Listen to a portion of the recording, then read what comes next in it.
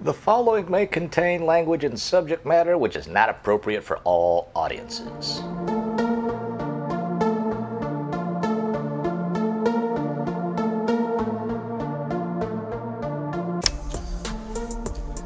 All right, everybody. 300!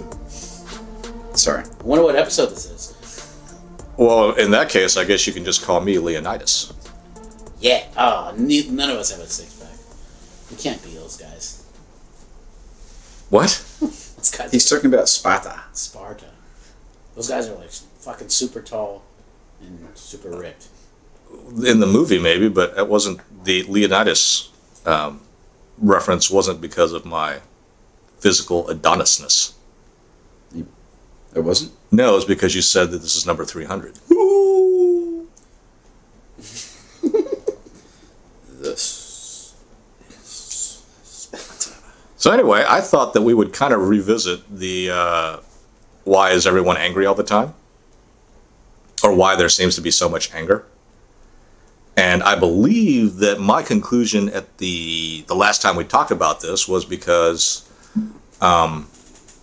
maybe the powers that be are controlling the situation, and making us all, or making a large portion of us angry to want to make us more easy to control and whatnot, which could also be a possibility.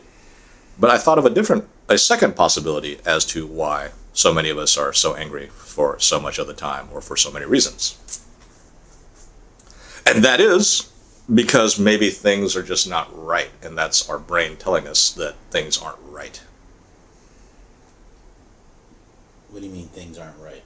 Like, we think everything's wrong? Like, everything's going wrong right now? We don't think... Well, full disclosure, I finally read, after a decade or so of the suggestion, a book called How We Decide. And that made me kind of go back to this idea that, yes, there's essentially two parts of the brain. One's kind of unconscious thinking and one's conscious thinking. Now, the conscious thinking part is the rational part of our brain, and apparently the rational part of our brain is not particularly Rational. good. We can only really process, like, depending on who you ask, the high and low is like 5 on the low end, and the high is like 9, things. That's it? Yeah. Our brain's supposed to be super powerful. Well, it is, but the rational part of our brain can only kind of deal with 5 to 9 inputs at a time. Damn. But the unconscious part of our brain can process a whole lot more. And we get kind of cues of the results of that processing through emotions. And, since anger is an emotion, I'm wondering if our brains, our collective brains, everybody out there, has processed the way things have been going, and we're just like, the brain's like, no, this isn't right. And it's telling us that by, Maybe it's mad. well, it's telling us that through anger. That something's wrong. Yes. Well, that's how you know when something's wrong, when you're frustrated. Not necessarily, but yes. Okay. I would assume. Like, I've never been happy in saying something's wrong. Well, that's a different message. If you're happy, then your brain's telling you things are okay. Right.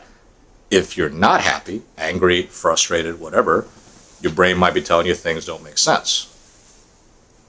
Yeah. And so because so many of us are angry so much of the time for so many different reasons, maybe it's our brains kind of telling us, you know what, things just aren't right. And, because the rational part of our brain can't really look to more than 5 to 9 things at one time, we're just like, okay, I've identified that something is wrong, but is there an answer? I don't know. To not making you feel angry.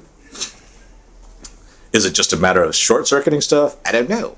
Is it that's my other hypothesis for the reason why we're angry. Not so much that there are certain puppeteers, you know, manipulating stuff to make us angry to better control us, which could also be a possibility. I mean, I don't know. Conspiracy thoughts. There's nothing wrong with a good conspiracy thought. No, nothing wrong. Hell, there's nothing wrong with a bad conspiracy thought. Those are funny. But it looks like I'm the only one kind of talking about this because... No, I just don't know what the answer is. Because when I'm angry, when I get angry, it's usually when I'm watching TV or listening to the radio, or it's usually news. So that could be your brain telling you that the news is fake. Or it could be your brain telling you the state of affairs is not the way it should be. Or it could be that the powers that be are feeding you disinformation and trying to get you angry so you can't think about anything. How about that? Am I crazy to think that last one? No, it's like I said. This is philosophy by dummies. This is low fact. So what happens? When do you get angry? Usually, when it's reading the news, it's about depends on what I'm reading about. I guess when it comes to politics, I get angry not about left or right. I just get mad that nothing's getting done and we're bickering over bullshit.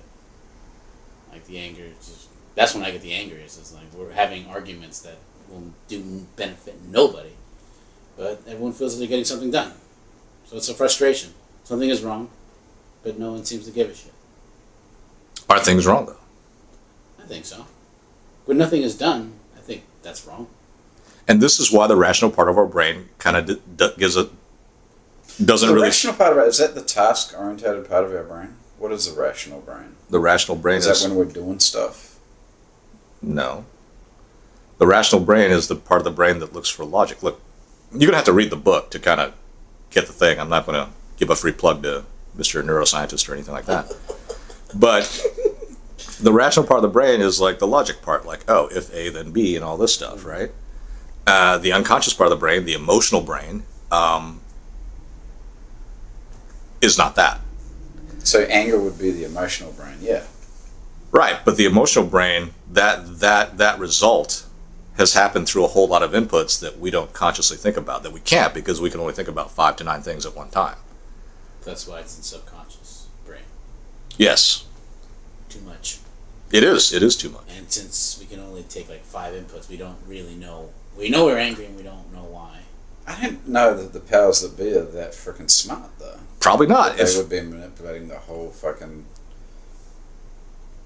of society, that they would be able to like pull the strings and be like, oh, well, this is what makes people angry and this is how we're going to control people. But people would like to think that that's what's going on. Another funny thing that in that book is that when you try to rationalize your emotional responses to stuff, you tend to